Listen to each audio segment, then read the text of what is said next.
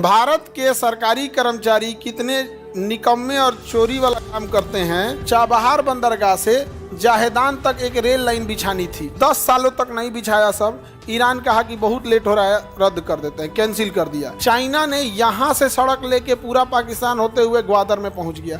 China बना लिया उससे बड़का सड़क, और हम लोग यहाँ के मुंहचोर इंजीनियर सब नहीं बना पाया। सब बुलेट ट्रेन तो बिना जापान की मदद से कहियो ना बना पाए लोग। आप फेंकने के लिए कह दीजिए तो नीरज चोपड़ा पीछे।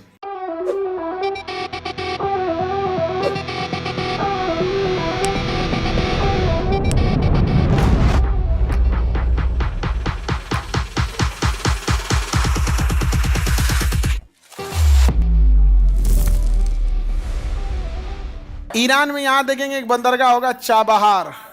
कौन सा बंदरगाह? चाबहार बंदरगाह। मिला? चाबहार बंदरगाह भारत विकसित कर रहा है। चाबहार बंदरगाह कौन विकसित कर रहा है? भारत। मिल गया चाबहार। समुद्र किनारे कौन सा बंदरगाह होगा? चाबहार बंदरगाह। किसी को दिक्कत? भारत के सरकारी कर्मचारी कितने निकम्मे और चोरी वाला काम करते हैं।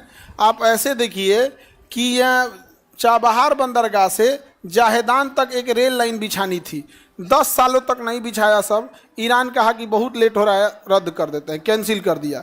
जबकि भारत का प्रोग्राम था कि चाबहार से लेकर जाहेदान तक क्या बिछाना है? Rail line.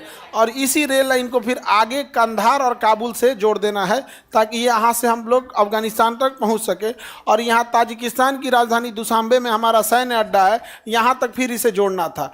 तो ये क्या बना पा रहा है? सब यहाँ पर नहीं बना पाया। सब ईरान ने क्या कर दिया? कैंसिल कर दिया। ईरान ने क्या कर दिया? कैंसिल। तो और यहाँ पर चाइना का बंदरगाह, नाम है इसका ग्वादर। चाइना ने यहाँ से सड़क लेके पूरा पाकिस्तान होते हुए ग्वादर में पहुँच गया। चाइना बना लिया उससे बड़का सड़क, चाइना बना लिया। और हम लोग यहाँ के मुंहचोर इंजीनियर सब नहीं बना पाया। सब नहीं बना पाया। सब बुलेट ट्रेन तो बिना जापान की मदद से कहियो ना बना पाए लोग। आप फेंकने के लिए कह दीजिए तो नीरज चोपड़ा पीछे। आगे बढ़े। चाबहार बंदरगाह किस देश में? दस्ते लूट मरुस्थल। ईरान पेट्रोलियम तेल का भंडार है यहाँ पर। ईरान में इस साइड में देखेंगे तो यहाँ पर कोना में जगह मिल, ये सब एरिया जो है, ये बंदर से कि ये सब एरिया, ये पूरा का पूरा यहाँ पेट्रोलियम वाला एरिया। कैसा एरिया है? पेट्रोलियम। तो हम ईरान आपको पढ़ा दिए। देखिए ध्यान से, ईरान की सीमा यूएई से तो लगती है, बट यूएई का ऊपरी वाला भाग किसका है? ओमान का है। इसलिए ईरान की सीमा ओमान से भी लग जाती है। ईरान और यूएई के बीच में एक पतला रास्ता है, नाम है उसका हारमुज जल संधि। क्या नाम है? हारमुज जल संधि।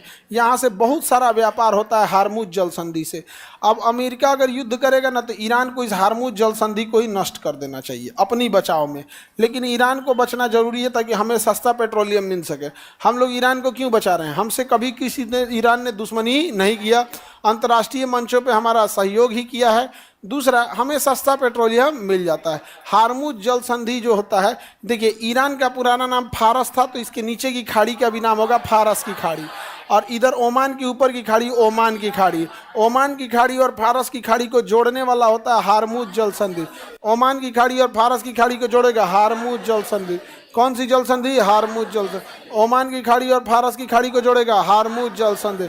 हारमुज जल संधि के ऊपर में ईरान है, नीचे में यूएई और ओमान है। यूएई और क्या है? ओमान।